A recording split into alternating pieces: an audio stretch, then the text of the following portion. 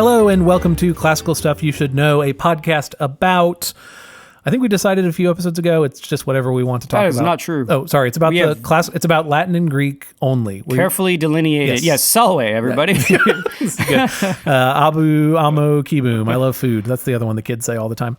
No, this is not anyway. We're not even talking about that book today. Anyway, we are here to talk about an old thing. But first, my name is Thomas Magby. I am joined by Graham Donaldson. Hi. And A.J. Hannenberg. That's me.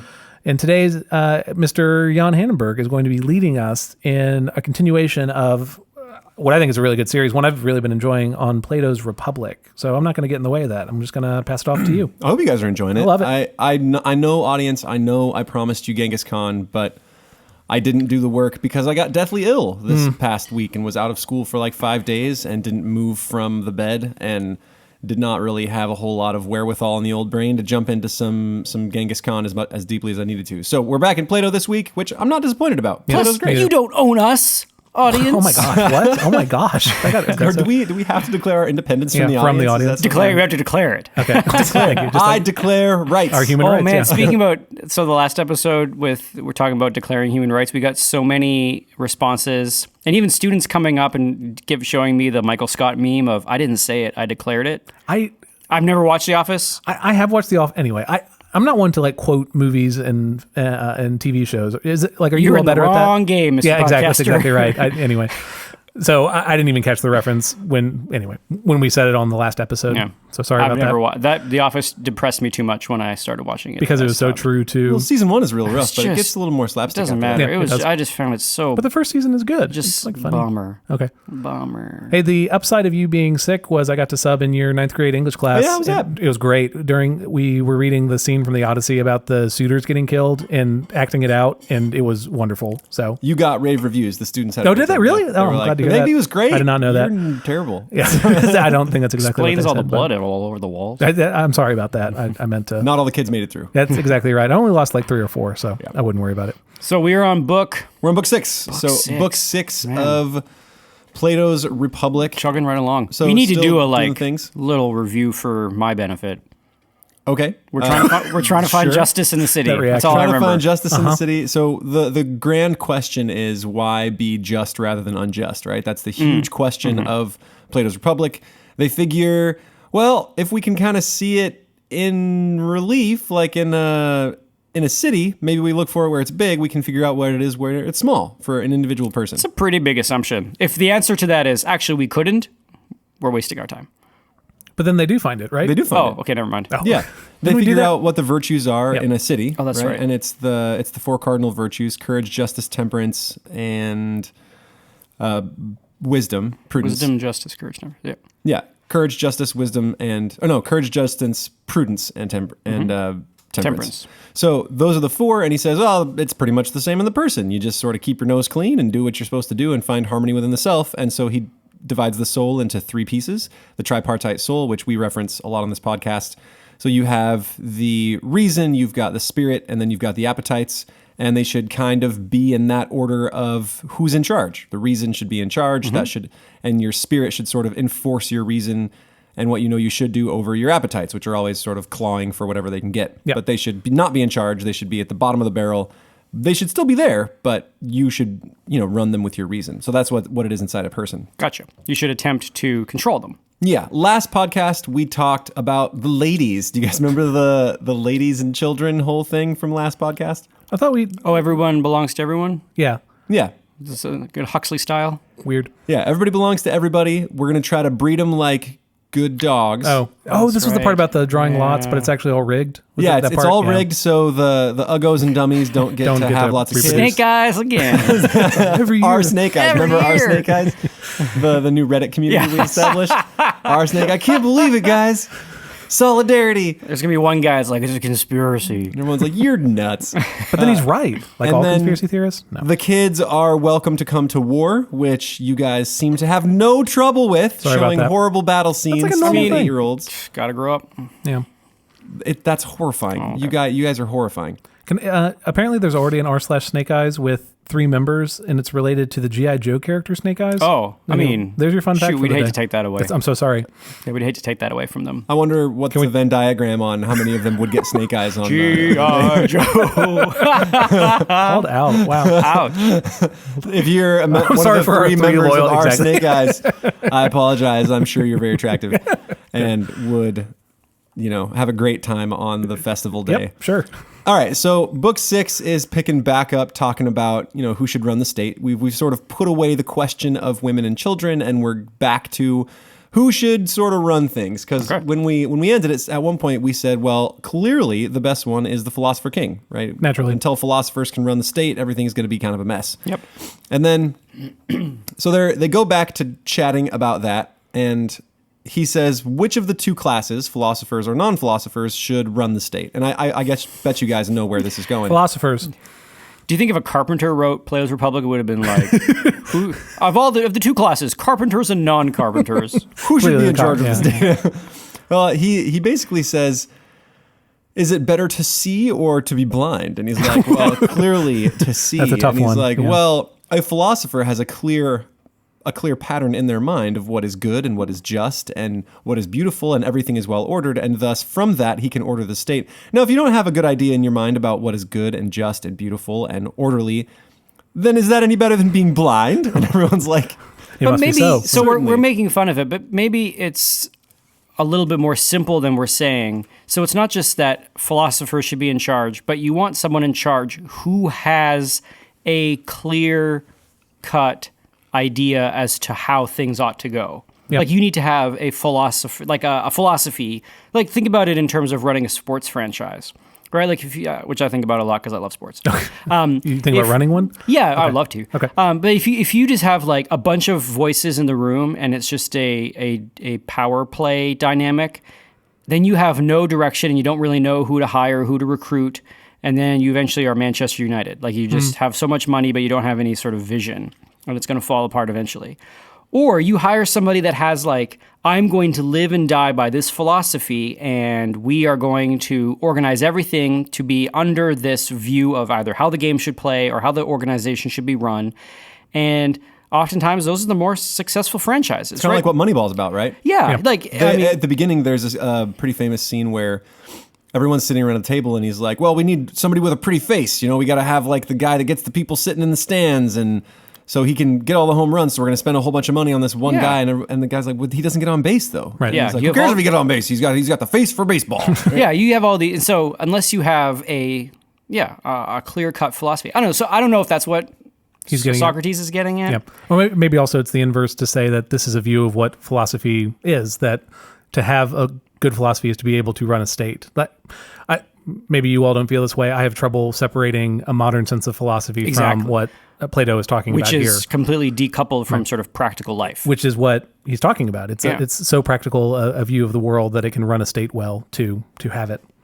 I don't know if your vision of philosophy is so decoupled from what they thought about it back then. It's probably decoupled from what Socrates would say about it or Plato would say about it, but definitely not from the general prevailing view. Right. And we're actually going to get into that in this rock and roll book. Right? Awesome. That's cool. So they go on to say, okay, so if we have the philosophers who are running the state, what are the qualities of a philosopher? How do you tell a philosophical temperament from somebody else? They have to be ugly. Wait, what? Okay, so ugly. Mm-hmm. Socrates. Why ugly? Because Socrates is ugly.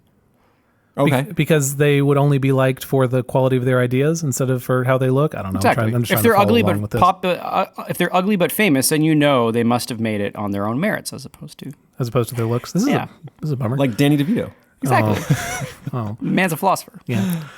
Sorry, this Danny. is like the if you have a choice of a surgeon, somebody who looks like a stereotypical surgeon, sort of thin hands and like wiry glasses and a wall of degrees and sort of bookish, or you had like a guy that looks like a butcher from Brooklyn, You should choose the butcher from I'm Brooklyn. picking the first one. What No, are you no, talking choose the about? butcher from Brooklyn, because if he is actually working in that hospital, he's there because he's had to overcome all of the stereotypes of people thinking that he's not a surgeon. I'll tell you what we're going to do. Exactly. I'm going to knock you We're cold going- yeah. with a stick, and then I'm going to take a really big knife, and Yeah. we're going to cut that cancer right out. Yeah, of no, you. Exactly. thank you. Yeah. So, I mean, this is Nassim Taleb's idea of like, I've been cutting animals apart for 25 Exactly. years. Yeah, I know exactly. exactly where I it don't if is. he like this. doesn't look No. like what a stereotype is, and yet he's working in like a fancy hospital, then he must know what he's doing. If you're anything like the hogs in my butcher shop, this should be a piece of cake. Yeah, I don't like this.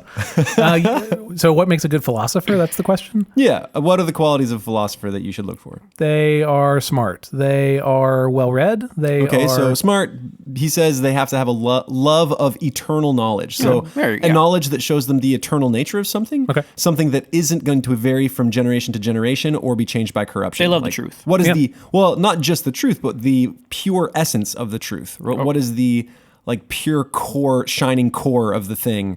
Like what is Wow. beauty? And not like, well, beauty is like someone that has white teeth, because that's going to change depending on what years you hang out, right? Maybe in 20 years it'll be pointy teeth that we're super into. You know what I mean? Vampires. So he Yes. has to. Well, there was sort of a stretch there during the was. Underworld series where everyone was super into that was a vampires. thing, really? That's Yeah, weird. Okay, I think so. weird. Anyway, so but the question is, can they get at the core knowledge of something? Okay, They should love truthfulness and not ever be into knowing lies. yeah. They need so not just like a head smart, but they need to be a good person. So not just a clever devil, but using that smartness toward a good. So the 4 virtues you laid out earlier, having those. Yeah, he kind of outlines those, but in a weird sort of roundabout way. So here he says he'll be absorbed in the pleasures of the soul and will hardly feel bodily pleasures. Oh, I don't know So about that. it's not like he's actually temperate. He's just so absorbed in learning that he sort of forgets to be absorbed in the bodily pleasures. And the same thing is sort of true of being temperate, right? He's so after the truth that he doesn't really care for material goods. So why would he be covetous of anybody else? Yep. And he should be liberal, meaning giving things away. And as far as courage is going, well, if he's thinking about all time and all existence, does he think much about the short span of human life? No. And so he's not really worried about death. He's Right. like, it is a short, small thing. So why am I worried about death? Right? That sounds like a weirdo, right? You want that guy in Yeah. charge of like sanitation? That's good. It's really good. Or even the army. Making like decisions about it? Be like, oh, well, what is man? Yeah. Yeah. Like if he's making choices Throw about. them away. Yeah. Their lives are short anyway. Yeah, I don't What know is about even that. our city? No. It will pass away as a flower. But again, this is sort of where the stereotype we're saying is the modern philosopher Right. that Magby was talking about. So this suppose- guy kind of sounds like that modern philosopher. So no, again, doesn't enjoy anything earthly, physical, corporeal, whatever, and only has a life of the mind. I don't know. He doesn't sound like, I don't know. He doesn't sound like a fun guy to hang out with. Which maybe it's fine. I don't need to hang out with him. It just needs to be a good ruler. I don't know. Okay, so you guys are actually kind of hitting on one of the criticisms of this part is that I forget who it was, Alan Bloom, somebody, but they criticized this portion and said like this is not a truly virtuous man; it's an accidentally virtuous man. Oh, interesting. He's only virtuous because he doesn't actually want those things. Like, Yeah, because okay. he doesn't care for them. Right. And you could go and fair. say, isn't that a true kind of virtue, right? Where you're courageous simply because you don't hold human life to be that worthwhile, and you don't hold material goods to be that worthwhile. What is the functional difference between that and real virtue? It feels different if you don't have the desire in the first place. There's nothing heroic about it. Is that kind Yeah, of what they you're haven't going after? overcome anything, I guess. But functionally, if all I care about is their ability to lead, they won't be swayed by bribery or something other than the good of the city. So in that sense, it's fine. But just at the personal level, I don't know if that seems like a lesser virtue. Yeah. I mean, that's the criticism. Yeah. He should also love learning, just in general, be Sure. into learning stuff, and he should have a well-proportioned and gracious mind. He says, Got a big old head? is harmony and proportion good or bad? Basically, truth akin to proportion or disproportion. He's like, clearly proportion. And he's like, Clearly. therefore, the philosopher's mind should be proportioned. There seem to be some pretty weird leaps here. Yep. But then one of the guys sitting around listening to all this says something that I think you guys might echo. So, and I quote, here, What was his name? Adamantis. Adamantis? Has he been? He's been in the been here conversation before. before. Yeah, he's been hanging out. interposed and said, "To these statements, Socrates, no one can offer a reply. But when you talk in this way, a strange feeling passes over the minds of your hearers. They fancy that they are led astray a little at each step in the argument, owing to their own want of skill in asking and answering questions. These littles accumulate, and at the end of the discussion, they are found to have sustained a mighty overthrow, and all their former notions appear to be turned upside down. And as unskillful players of draughts are at last shut up by the more skillful adversaries and have no peace to move, so they too find themselves shut up at last, for they have nothing to say in this new game of which words are the counters, and yet all the time they're in the right. The observation is suggested to me by what is now occurring. For any one of us might say that although in words he is not able to meet you at each step of the argument, he sees as a fact that the votaries of philosophy, so people who pursue philosophy, when they carry on the study, not only in youth as a part of education, but as the pursuit of their maturer years, most of them become strange monsters, not to say utter rogues, and that those who may be considered the best of them are made useless to the world by the very study which you extol." Totally. So it's like you're talking a whole lot of words, and I don't know how to contradict you, but from what I know of philosophers, they're a bunch of freaking weirdos, and none of them are useful, and the rest of them are total rogues. Yeah. Strange Monsters is a great name for like a philosophy podcast. I like that a lot.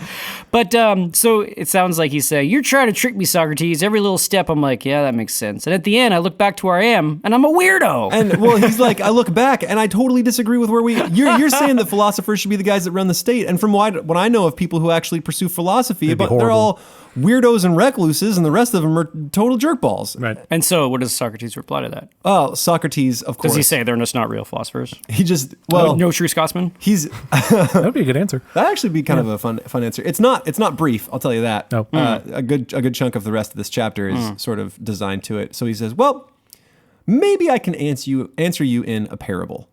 So imagine a ship. Okay. Got a ship? Got it. It's in my brain. Got it. At the head of this ship is a captain. Okay. Now this captain, well, he don't see so good. Okay. And he don't hear so good. And he's also pretty bad at navigation. So Captain Squints. Bad captain. Captain Squinty. Uh-huh. And then everyone on this ship is sort of angling to be the new navigator, and none of them really know what they're doing.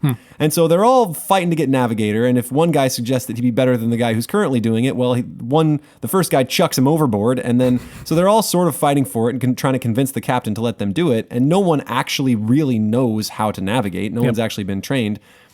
But if there was one guy that actually knew how to navigate, what would he spend most of his time doing? Well, he would study the change of seasons. He would study the stars. He would look at where they were. He would know what the wind was all about and the waves, and he would be a great observer of nature. And so from where they're sitting, this guy would look like a total space case. Oh, because he's sitting there like looking at books and stuff? Because he's right. Like looking at books and he's looking at the stars and he's looking at everything else, and he doesn't really seem concerned with the actual goings on the ship when everyone's like mutinying each other and chucking each other overboard and angling to be the navigator. This is a great analogy. And so he seems to be a total dreamer and useless to the day-to-day working of the ship when he's the one that actually knows how to navigate. It never occurs to them that they should wed this sort of navigation with power. So Socrates' answer is, you just think that the philosophers are whack jobs, but really... They really know what's going on. They should be in charge, but the only reason you think they're weird is because you're not one of them. Yeah. Or to say, do you all ever feel strange for your love of classics, love of literature, pursuit of virtue, whatever, when there's nothing in, I don't know, those aren't things that are like praised in popular culture. Does that... No, I just have a strong sense that everybody's wrong. But which is what this navigator has also, that he knows that everyone else is wrong because of what he studies. Right? But then I don't want to be in charge though. Well, that's the thing. The pilot should not humbly beg the sailors to be commanded by him. That is not the order of nature. Neither are the wise to go to the doors of the rich. Basically, he's saying it's not really good for a ruler to have to beg his subjects to be subject, right? Even if he knows the right way to do things. If this one guy that knows how to navigate starts to get in the trenches with everybody else and try to angle his way to the front of the ship, well, it doesn't really become a good ruler, right? So then what should this navigator, what should this person do? He shouldn't run campaign ads. Like, we should just be like, he's going to do a good job. He doesn't need to convince us. Oh, no, I'm more worried that he would never be picked because he's not angling. Oh. Like, wouldn't another bad captain be selected in Smart Pants would just be off to the side doing his own thing the whole time? Yeah, and I think that's he doesn't really provide a solution. He says this is just the state of the world, right? This is awesome. This is the way things are. He's trying to explain why all the philosophers look like a bunch of wasters, and it's because they actually know what's going on, but they're not willing to sort of angle for the power with everybody else who's angling for power over a ship that isn't heading anywhere. Brand the Brave. No, Brand the, what was it called? Brand the Broken. Yeah, I don't What is that from? Oh, it's from who gets, I don't want to say spoilers for Game of Thrones, but have you not seen the last episode? Yeah. Okay, yeah, I'm with you. I've not seen the last season. Oh, it's not. I've heard it it should have been. I mean, I'm sure the book will flesh everything out, but. Yeah. But so that's a pretty bleak vision for the state of things, right? To say that people who actually know how to lead will never be selected. And so I guess the assumption should just be bad leaders from here on out. And for all of history, like when we look back at history, isn't that kind of what we get? Maybe. A bunch of people angling for power, and how many of them really have a true vision for how a state should be run? Every now and then you get your Plantagenet series had a bunch of people who wanted to actually be monks. So they kind of did what they had to and then left. Yeah. There's Solon, the great Athenian. Okay. Who refused power when they first asked him. He's like, no, I want to farm. And they said, we're going to kill you unless you do it. And he's like, oh, well, I prefer kinghood to death, so let's do it. So, yeah. But I guess that's the point, is that there aren't many of those great rulers. That's what makes them great, is that they stick out. Right. That's fair. So that explains why some of them appear to be useless. Okay. That doesn't explain why some of them appear to be rogues and total corruptions. Right? So some of the philosophers, they're just good for nothings. The rest of them seem to be total rogues, is the other charge. Why might philosophers, do you guys have any idea why philosophers might appear to be total rogues? Because they're so different from, in your ship analogy, they're so different from the regular crewmen that the crewmen have no way of knowing if they're virtuous or not, or good or not, or what. Like, they're so different that it can't be gauged by the common morality of the crew. Or they're charlatans, like they're able to convince people of their own ability, and they don't work a day in their life, but they sort of talk their way into power, or talk their way into, I don't know, ripping you off or whatever. Yeah. So here's his answer. He says, well, let's consider the corruptions of the true philosophic natures, because some of these are actual philosophers that are being corrupted, right? They started good, and then they went totally sour. And so seduced by the dark side. Yeah, but guess what seduces them? What? This is going to blow your minds apart for a second. So he says, what are the numberless and powerful causes tend to destroy these rare natures? Well, in the first place, there are their own virtues, their courage, temperance, and the rest of them, every one of which praiseworthy qualities destroys and distracts from philosophy the soul which is the possessor of them. And then he says, and then there are the ordinary goods of life, beauty, wealth, strength, rank, and great connections in the state. You understand these sort of things. These also have a corrupting and distracting effect. But how can that be true? They got tangled up in the world? Is that what he's saying? Well, their virtues distracted them. Their virtues distracted them. From beauty, wealth, connections? Nope, connections are the other things that distract them. So they had a... They didn't order their affections properly, like they loved courage too much. Is that what he's saying? Maybe. So he will go on to explain, but the listeners have the same reaction you guys do. That doesn't like, what seem are to you make talking sense. about? Right. Like, how can virtues be the thing that totally make these guys go screwy? And he says, well, let's take a look at a philosophical nature, right? A philosophical nature is a great nature. Obviously, there's something real deep steel there. It's embarrassing that you even have to write it. Yeah, you shouldn't have to. Shouldn't. Yeah. Sure. Why am I even wasting paper with this? And he says, well, they would then therefore be the most sensitive to a bad environment or a bad education, right? So, a philosophic nature, if tuned incorrectly, is the most apt to go wrong in a really serious, bad, damaging way. Interesting. Right, so he talks about because they're clever, they have aptitude. Yeah, they're clever and they have aptitude. Basically, clever devils, right? Yeah. So if someone's got like the aptitude of a log, he's not going to be that dangerous of a. If you teach that, even if he turns evil, he's not going to be able to swindle anybody because he'll be like, "You should give me your money." Yeah, and then they'll be like, "No," right? Cool. But if you're real smart, you can go bad in some really serious ways.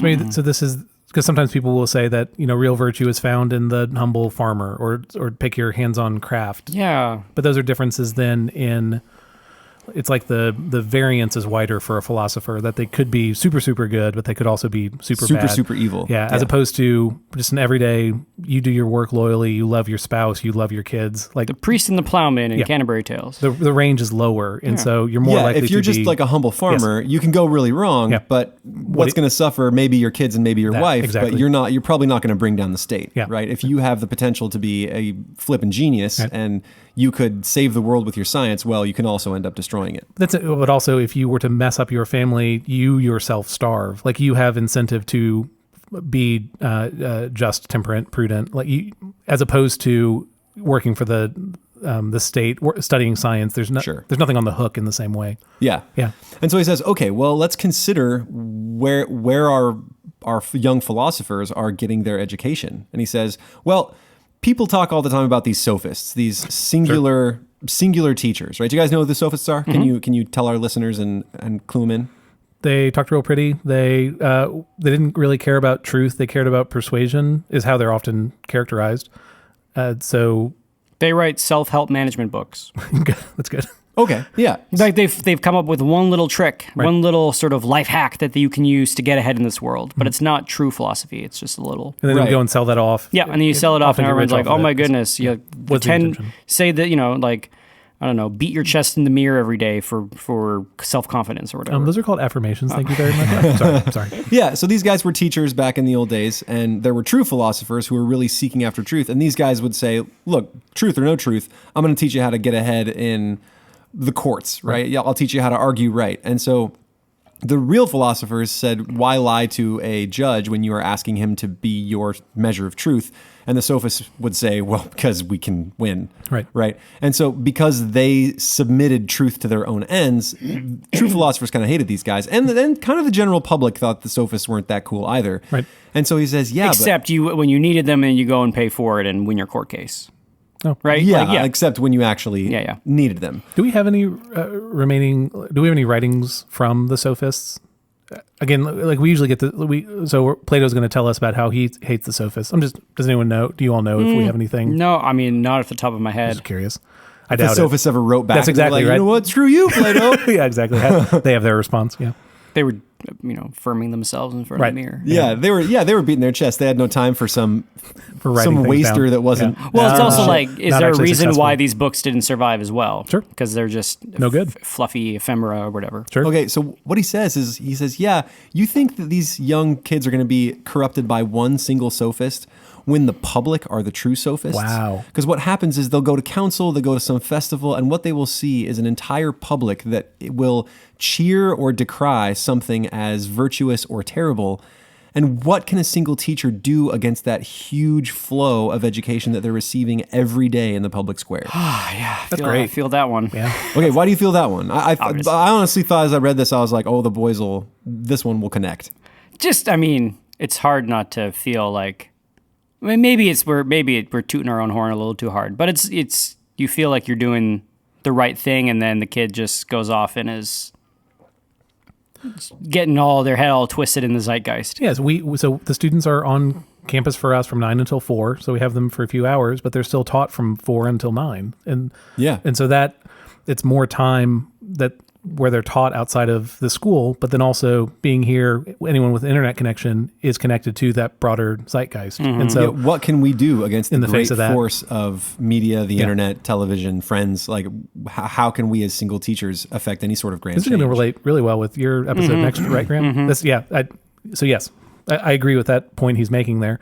I will say that it is interesting that this has been the same cry for like 4,000 years. And then also you all do see students who will come alive to whatever you're saying. And so I don't want to paint the picture as this never works, but it is hard. I think is the point. Yeah. He says, will he not have the notions of good and evil which the public in general have? He will do as they do, and as they are, such will he be. Yeah. And then he says, even if you get a sophist that you want to learn from, like a true teacher, well, he gives another parable. He says, the sophist is like a trainer of a beast.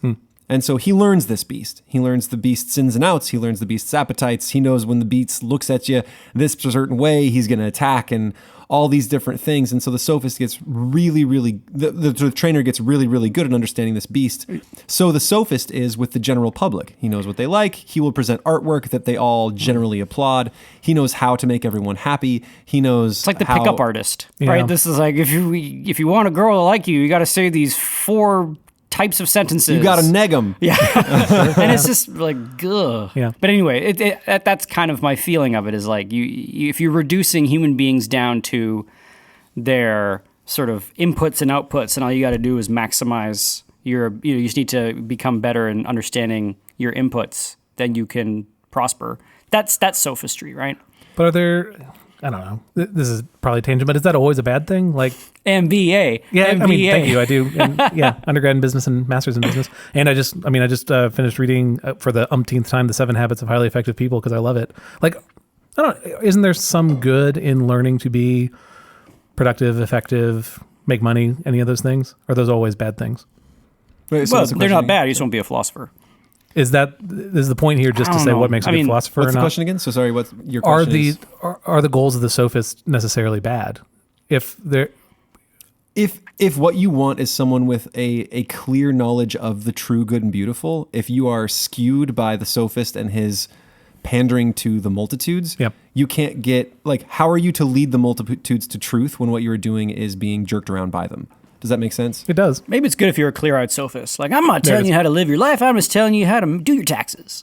Or even the 7 habits are funny because Stephen Covey will recommend that people read the classics as a part of being an efficient, effective person. Well, I'm not saying that these small tricks are bad, and I'm not Yeah. even saying that occasionally they can occasionally the multitude is right. Yeah. What I'm saying is that for people who need to lead the state, they need to not be subject to the whims of the people of the Totally. state. Got it. Perfect. Right? So it's different when you're talking about someone who is intended to be in charge versus someone who's just supposed to be a good. solid CEO, right? Right. Be good at their job. Be good at their job. And it makes me think of, this little section makes me think of Instagram poets. So let me read it to you.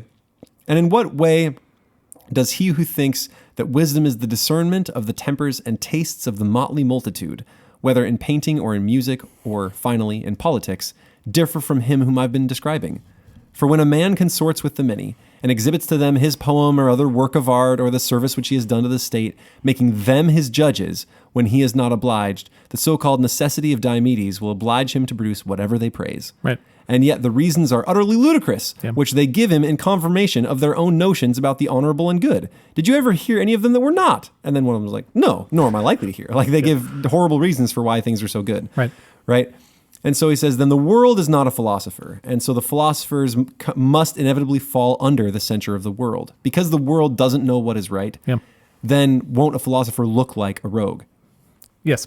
I think that is clear. I think that makes sense. Okay, and then you're playing the part perfectly here, Thank you. maybe. They're like, yes, I agree. How can it be otherwise? Yeah. And then he goes even further. Remember when I said that their virtues were the things that lead them astray? Well, he kind of explains that. He says, if I'm a young philosopher and I'm smart, I got a lot of promise, I kind of can see to the core of things, and I'm interested in learning.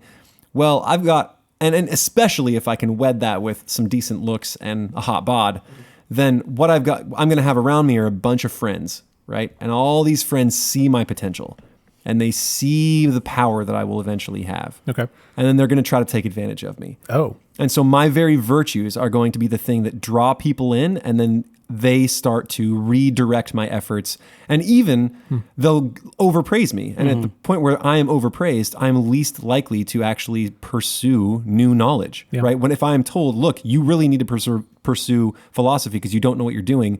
If I've been praised for the last 3 years for everyone for being so smart and virtuous and good looking and good at sports, I'm far less likely to actually pursue it. And so my very virtues, the very things that make me good in the beginning, are the things that will be my downfall in the end. I mean, that's been my downfall. So You're just too virtuous, and we tell you how good the you looks, are. the sports, the praise. I mean, it's just Well, that's it's why been I've too much. gathered around you. I see the potential you have, and I'm like, he's going to have power later. I want that power. So that's why I'm here. But is that still true? Are people attracted to the virtues then leading them off the track like that? I just don't know if that is still the case.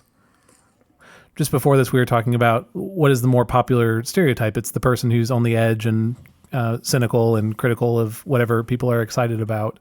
So I don't know if that still holds true, that people are looking for the virtuous person to be around. Like, is that still the popular person?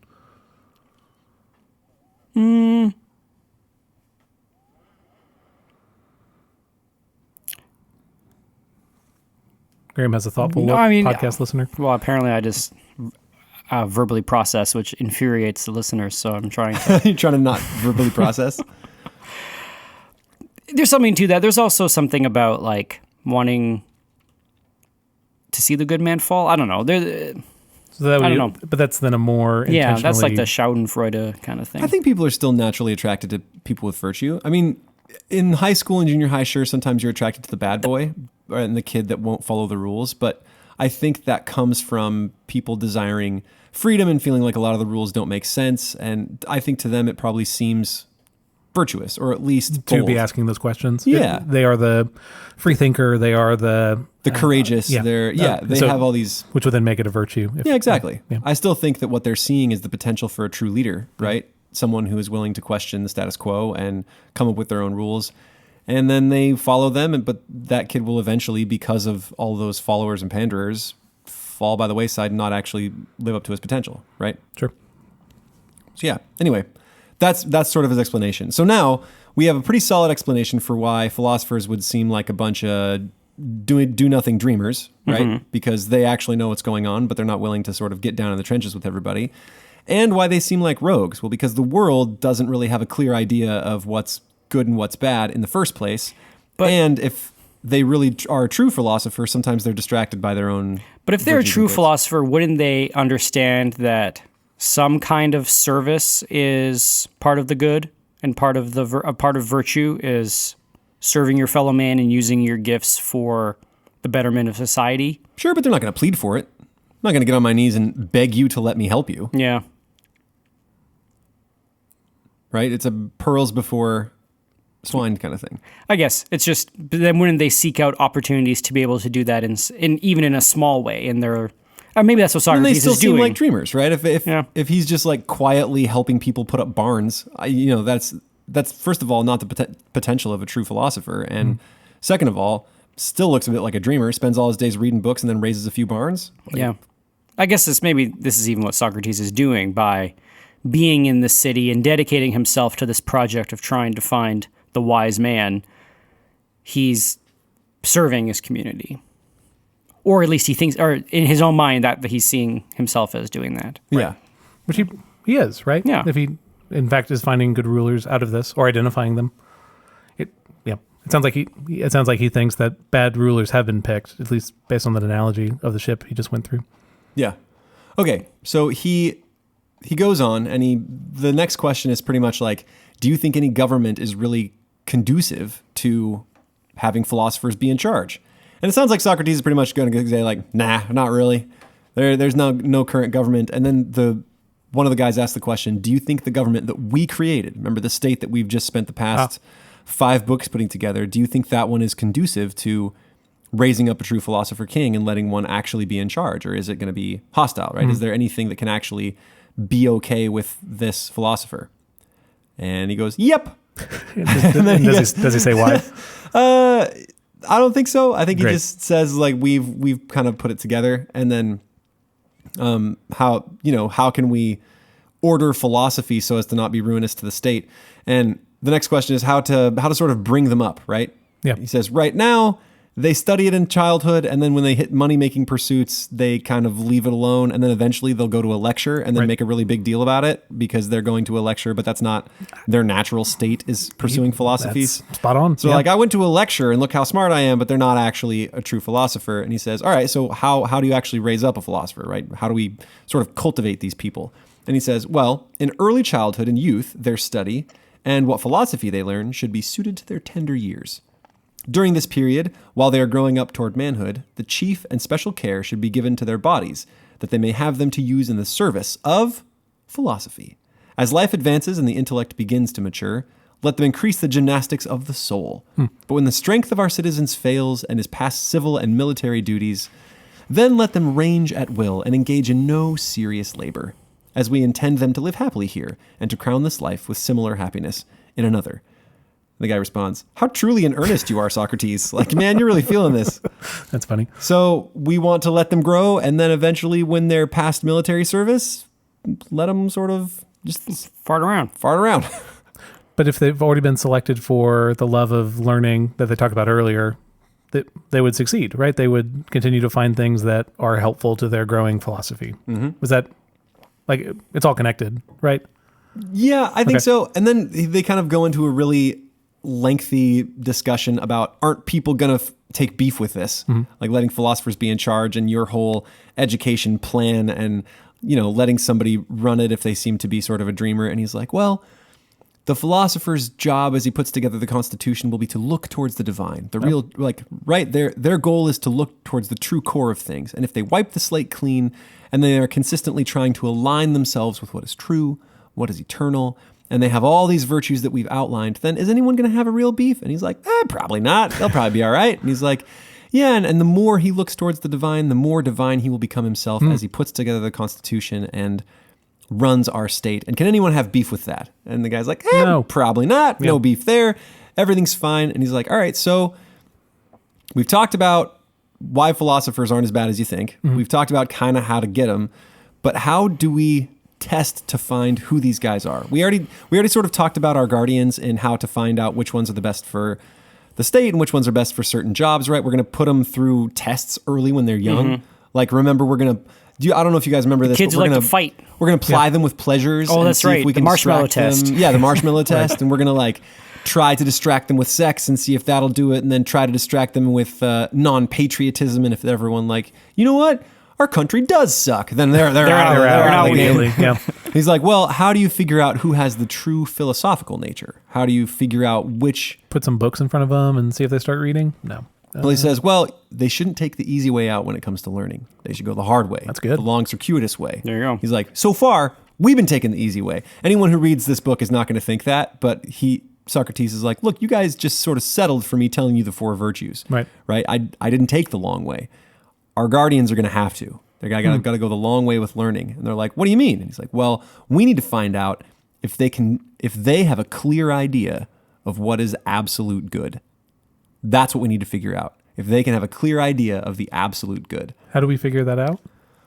Well, that's their question. They're like, we're not sure we have an idea of what the absolute good is. Yeah. How do you develop a test for it? Yeah. Maybe Can that's you what I mean. tell us what that is, Socrates, please? Exactly. Can you tell us what is the absolute good? And he says, well, that's going to be tougher because right now people generally call it two things. They call it pleasure or they call it knowledge, right? That's the absolute good.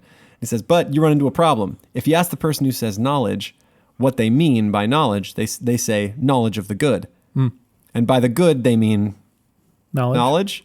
So it all of a sudden gets real circular real fast. And so the people don't actually know what they're talking about. And if you ask the people with pleasures, well, you have to admit that there's some good pleasures and some bad pleasures. So now the supreme good is bad. That doesn't make a lot of sense. Right. So it can't be either one of those. And they're like, true. So what is it? Yeah. And he's like, well, maybe I can't really tell you directly. Maybe I can talk about its kid. And they're like, all right, talk about its child. Sounds great. Sounds awesome. So he says, let's talk about eyesight. Maybe that's the best way we can get to this. Is everyone tracking with me so far? We're tracking with you. All right, Yeah. you guys. Yes. It's just hilarious. Transitions are still Isn't kind of this funny? It's just funny. Imagine that you're having a discussion with someone and you go, what is good? And they go, I'm going to tell you about eyesight. It's like, what? What are you talking well, about? let's talk about Yeah. the senses, right? I bet it is. Ears here, touch, you don't really need any sort of intermediary. Sight is a very special sense in that really for the thing seen and the act of seeing, you need a third intermediary. You need light. Okay. Right? You got to have the sun. Sure. And so the thing that is best about seeing, the thing that really is the good, is the thing that allows us to do both, be seen and to see, and that is the sun, right? The sun kind of wins. The sun is the best thing. So you need light. You need light. And he says, it is sort of true about the supreme good also in knowing. It's the thing that lets you know and the thing that provides sort of illumination to the knowledge. Okay. So it's the thing that the sun also helps to generate things in the world, like helps to grow plants and that sort of thing. Right. And so whatever is sort of the giver of knowledge and the thing that allows you to know is the greatest good. Okay. And that's kind of where he stops. He doesn't really go that deeply into it, which I imagine is going to be the next chapter, right? Okay. We're going to talk about what is the greatest good, and we're still in the lower echelons of it. Okay. But so then it's the thing by which we know other things. If it's the light, it's what lets us see clearly things around us. Yes. Okay. It's the thing that sort of lets us know things. Okay. Right? It's the generator and giver of knowledge. That's the thing. And then he says, let's talk about types of knowledge. And this is where we get Plato's divided line. I don't know if you guys have ever heard that phrase. If you in the audience may have heard it. There's a few things that Plato's famous for. His world of forms is one of them. The divided line is the other one. He's like, imagine yourself, you got a line. I'm imagining. You got it? Yeah. All right. Divide that into two, and he says unequal proportions. Done. Okay. Now do that again to both of those segments. So we have 4 unequal lines. You got 4 unequal lines, right? Okay. The bottom and lowest of these lines is shadows. It's images. So the kind of images that we see in everyday life, they're in the real world, but say I'm looking at, say, a pond, and in the reflection of the pond, I see a mountain. Now, is that thing actually a mountain, or is it just something else?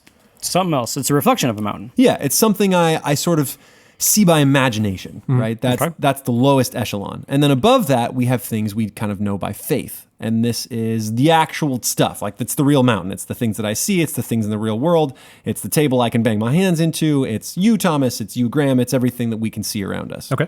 Right? Okay. And then above those two segments, we have the next line, which is the world of sort of hypotheses. So if I'm doing geometry and I want to talk about, say, triangleness, well, I'm going to have to show a triangle, right? And then sort of work with this triangle and its 3 angles to sort of get at the idea of triangleness, right? So there are some hypotheses I'll come up with, and I'll have some examples. Maybe if I'm working with, say, the state of matter, well, I'll be working with like Einstein-Rosenberg condensates. And by the way, do you guys know what those are? Nope. What? Condensate, no? Einstein-Rosenberg condensate? It's let's see, 5th state of matter? Right, so it's when stuff gets so close to absolute zero that all the energized electrons are sort of stripped away, and you get this weird like particle cloud goo. Huh, weird. It's pretty sweet. Yeah. So my cat's breath smells like cat food. What? That's Ralph Wiggum? Yeah. Go on, Ralph Wiggum. What's happening right now? Oh, it's just Doctor said I wouldn't get so many nosebleeds if I kept my finger out of there. It's just like when people are talking about things I don't understand. Oh. That's how I feel. Okay, great. Awesome. You crushing it. So that's the world of like tangible hypotheses. I'm still kind of working with ideas, but in a concrete way. Okay. Above that is the world of pure ideas as they are dissociated from the real. Okay. Right? So true triangleness, dissociated from any individual triangle. I mean the true essence of triangleness, or like not The laws of triangles? kind of like that. Yeah, the 180 the degrees. eternal nature of triangleness. Okay. Right? So yeah, they are 180 degrees, all of them. I don't have to talk about an individual triangle to get that, right? Okay. And I can use that as a first principle to sort of work my way back down. Does that make sense? Into hypotheses. Into like actual triangles. Yeah, into actual triangles. So it's like, if you've heard of the world of forms, we're getting up into the forms Gotcha. of things, So the right? form The of triangle. true form of something. If I'm talking about diameter, well, it's not the diameter of any particular circle or ball or whatever. It's Yeah, I'm a little fuzzy on that third one. The fourth one I understand, and the actual one I understand, and then the lowest one makes sense. But that third one, I'm still a little... the third one is sort of when you're working with ideas, but ideas as you're sort of hypothesizing and not necessarily working with pure thought, Okay. right? And something that exists only in thought. So It's clear now. did that do it for you? Yep. No. I still don't know the difference between if I'm thinking about a specific triangle that doesn't exist and the form of triangles. I don't know. I don't understand, but maybe it doesn't matter. The difference between the two. Yeah, I mean, he does this right at the end. I imagine we're going to go deeper into dealing with this divided line and dealing with the world of forms and hopefully the allegory of the cave and all that stuff. That's book 7. Yeah, I think all that stuff is coming. And so we're going to start dealing with more and more what it means to be a true philosopher and what the absolute good is. And I imagine he's got to talk about this, whatever the brain light is, you know, because there's sunlight, which allows us to see and be seen. And then he's got to talk more about brain light, whatever this ultimate good is that allows us to know things and be known Brain and light, give knowledge. That's good. right? Yeah. Yeah, so that's chapter 6. Awesome. Cool. Talking about philosophers, talking about philosophy, the divided line, and we're sort of moving into how do we test our philosophers to know if they really have a clear idea of the good. And so right now we're just talking about what is knowledge, what is the absolute good, and Socrates is sort of dragging his feet on saying what the absolute good is. That's where we are. Which is how he is normally, right? That's not atypical. Doesn't he not want to give straight away answers normally? Yeah, I think this sounds about right. And he kind of couches it under being sheepish, like if I tell it to you straight, you're going to make fun of me because it's not even that clear in my own mind. And then later we sort of receive that clarity. And have you read ahead at all? Do you know what's coming? Okay. Nope. You have thoughts on what's coming next? I guess you're the... Well, just the brain light. What's that? Yeah, I guess, what is that brain light? I'm excited to be told what the absolute good is. If it's not knowledge and if it's not pleasure, then I'm excited to hear what is the absolute good. And I don't know. Are you guys sort of like we've gone a long way in this? Are you sort of sold in that philosophers should be our kings? And like, has he sold you? Are you? I was sold from the beginning. Are you all aboard on this? What about like holding the wives and the children in common and the general state? Like, are you the philosopher is a king? I mean, you want someone that has a vision. You want someone that isn't just going to be purely trying to manage the desires of the population. Oh, they hated that idea. Well, let's change it. Oh, they love that idea. Let's run with it. You need to have someone that has a vision as to what is good for a populace, even in spite of the populace holding it at all times. Yeah. So you need someone with a little bit of courage of convictions or disagreeableness, if we wanted to call it that, or some sort of who has, and this is sort of what I was getting at earlier with like, you want someone in charge who has an idea as how this should be played, how the team should be put together, or how things should be organized. But here's the problem with that. If they're disagreeing with the populace and the populace wants a certain thing and they're not giving it to them, isn't that leader eventually going to get ousted, beheaded, or... They must have some other greater good they're working toward. It's not disagreeable for the sake of disagreeableness. It's, I'm not giving you this because we're actually going to achieve something else. But if they don't achieve it, and if then they got problems. I think you also have to have a certain level of likableness with your crowd. Otherwise, you're never going to get done what you need to get done, right? You have to have the people behind you. Well, I think we're not. I think when Socrates says they also need to have a general distaste for the finer things, that goes a long way. So if you have somebody that is working towards the concept of the good, and the people don't like it, and he's enriched himself, versus somebody who is working towards the concept of the good, the people don't like it, but he is living like a pauper. That does have a weigh in on whether or not we're going to, kick him out of, we're going to rebel against him. Like that does speak to something that if this person does give off the sense that they are serving and not self-aggrandizing, that's not nothing. Yeah. My biggest beef is that I'm not convinced that philosophers aren't dreamers, right? Especially if what he wants is someone who's concerned with the core truth of things, the eternal truth of something, and isn't that concerned with human life. Do I really want that person in charge of my human life and the life of our state? Does that make sense? If he's so concerned with eternal truths, how is he going to be bothered with the day-to-day? Do you want that guy in charge of sanitation? I don't think so. I think he's going to want to delegate and have no part of it because he is concerned with truth and less concerned with the people. That's what I was going to say. Functionally, he will not be the head of sanitation. He'll have people under him who would do that. And so what the leader's role is to set the direction, the higher level direction of the city, for which you want a dreamer. You want someone who will think of the city as a whole, where should it go, and then people below them actually put that into practice. That's what I'm thinking when he's talking about this. Maybe I'm way off. So you don't need just the philosopher, but it absolutely necessitates a cabinet that is willing to follow his vision, even if it's a vision they don't fully understand. Oh, well, they should understand it. So Socrates is acting as philosopher here, but also explaining his philosophy or getting to certain views. In the same way, a leader must be able to communicate those things. But am I misunderstanding? Is Socrates saying the philosopher doesn't need to do that? They don't need to explain themselves?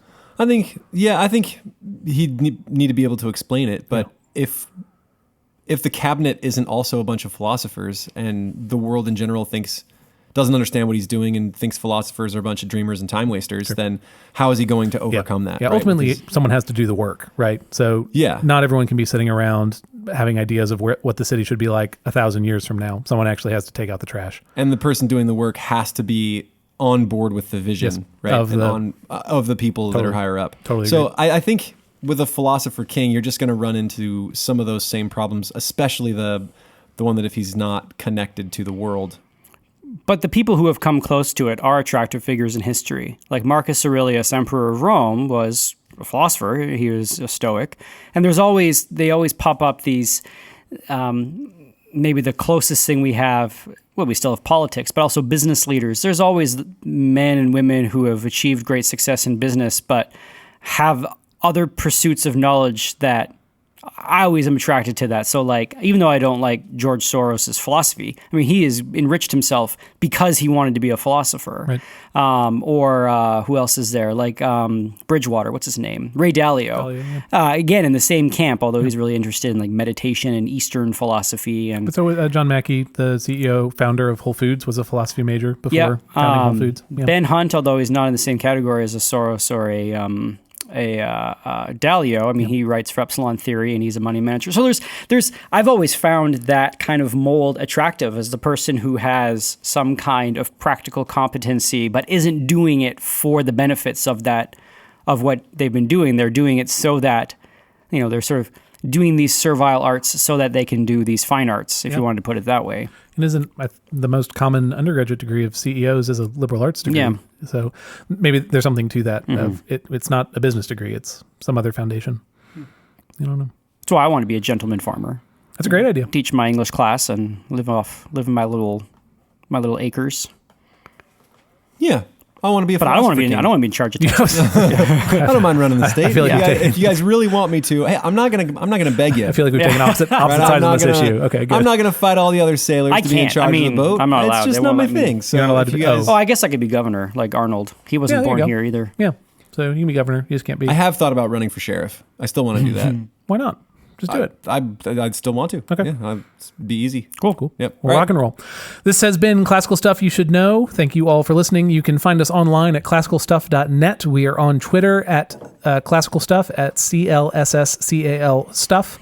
You can email us at classicalstuff@veritasacademy.net. And I think that's all I got. So thank you all for being here. Cool. And we will see y'all in a week. For Graham, AJ, and Thomas, we're saying goodbye. There it is.